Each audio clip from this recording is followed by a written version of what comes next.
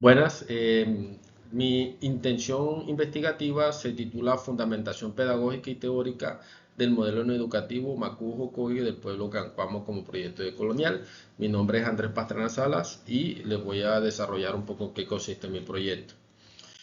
El proyecto se fundamenta en el modelo etnoeducativo Macujo-Coy del pueblo indígena Cancuamo. El pueblo indígena Cancuamo es un pueblo que se ubica en, eh, en el departamento del Cesar, más específicamente cerca de Valledupar, en las estribaciones de la Sierra Nevada de Santa Marta. ¿Cuál es el punto con el modelo? El modelo en su estructura está de alguna manera muy bien concebido, estructurado. Sin embargo, hay unos elementos llamativos dentro de las observaciones que uno hace digamos que en el trabajo de campo, que es lo que conlleva a uno a investigar este tipo de cosas. Es que en el desarrollo del modelo hay unas situaciones que tienen que ver con la práctica o con el desarrollo del modelo y que no se evidencia de alguna manera cómo es ese modelo se lleva a cabo dentro de esas prácticas que hacen el docente y los estudiantes y la comunidad. Entonces la idea de cuando hablar de una fundamentación teórica y pedagógica es cómo eso que sucede internamente, ese conocimiento pedagógico indígena vivo, cómo se materializa, cómo se puede de alguna manera teorizar eso que ellos hacen internamente dentro de ese modelo, porque uno puede encontrar la estructura curricular, pero la forma que es lo que se desarrolla internamente en la escuela es otro elemento totalmente distinto, esa interacción entre el docente y los estudiantes y la misma comunidad, porque la comunidad es un eje central dentro del modelo, es necesario cómo se puede materializar desde una fundamentación conceptual y pedagógica. Entonces, el elemento a mirar es la pertinencia académica y la pertinencia epistemológica dentro de esa estructura, cómo se puede evidenciar ese elemento. Entonces, para eso, el objetivo de la de lo que nosotros nos planteamos es cómo podemos fundamentar pedagógicamente eso y cómo el modelo se puede convertir en una herramienta de resistencia cultural, que es el punto. Cómo eh, el modelo no educativo es una herramienta fundamental para preservar y revitalizar la cultura cancuama desde el ámbito educativo.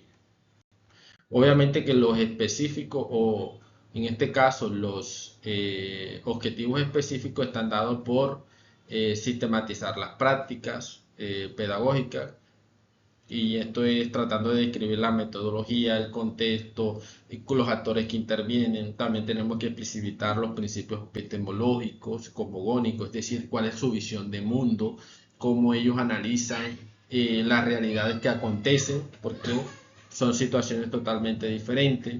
Establecer de qué manera las prácticas y los marcos teóricos documentados configuran una estrategia de resistencia cultural, porque es un elemento clave acá. Entonces, todos esos elementos son las acciones que nosotros vamos a llevar a cabo o las que yo voy a llevar a cabo para tratar de fundamentar pedagógicamente el modelo. ¿Cuál es la perspectiva referencial? Aquí hay un elemento a tener en cuenta dentro del proceso de construcción de la propuesta. Hay uno de los elementos siempre llamativos es que se marca en escoger autores actuales, pero hay unos autores en este campo de lo que es la antropología lingüística y todo lo que tiene que ver con el mundo de las comunidades indígenas, hay autores que son ejes centrales. Entonces, por lo menos la profesora María Trillo Amaya es la persona de las que más sabe de comunidades indígenas en Colombia. Entonces, fue una autora y que uno podría decir que es clásico o referencial. Si uno va a hablar de comunidades indígenas, sobre todo de Sierra Nevada, esa es una profesora a tener en cuenta. Por eso, el texto de Educación en Colombia es un eje central dentro de esta investigación.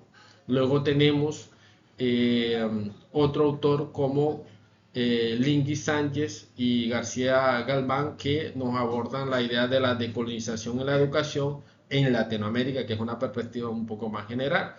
Algunas teorías principales tenemos el concepto de interculturalidad funcional de la autora Catherine Walsh, que es digamos que también fundamental, la teoría de colonialidad del saber y el pensamiento de Santiago Castro y Ramón Grorofoquel, epistemología del sur de Buenaventura de Sousa, que también es fundamental. Tenemos Desobediencia epistémica y educación decolonial de Walter Mignolo, y un texto que me ha ayudado bastante, que es un libro que se llama La epistemología de la resistencia, de un autor que se llama José Medina, que explica un poco cómo desde la epistemología se puede resistir a otros elementos que he estado ahí. ¿Cuál es la perspectiva metodológica? El paradigma es interpretativo, tiene un enfoque cualitativo, el método, el diseño inicialmente lo he planteado etnográfico, aunque ahí se pueden hacer ajustes. La técnica de recolección, observación participante, entrevistas semiestructuradas y narrativas y grupos de discusión. Y los instrumentos de recolección, diarios de campo, guías de entrevistas semiestructuradas, guión para los grupos de discusión, y técnicas que voy a utilizar para interpretar esos datos son los análisis temáticos de contenido, contrastes de información y flujos de análisis e interpretación. De alguna manera esta es la manera como, o la forma en la que se busca desarrollar esta investigación. Muchas gracias.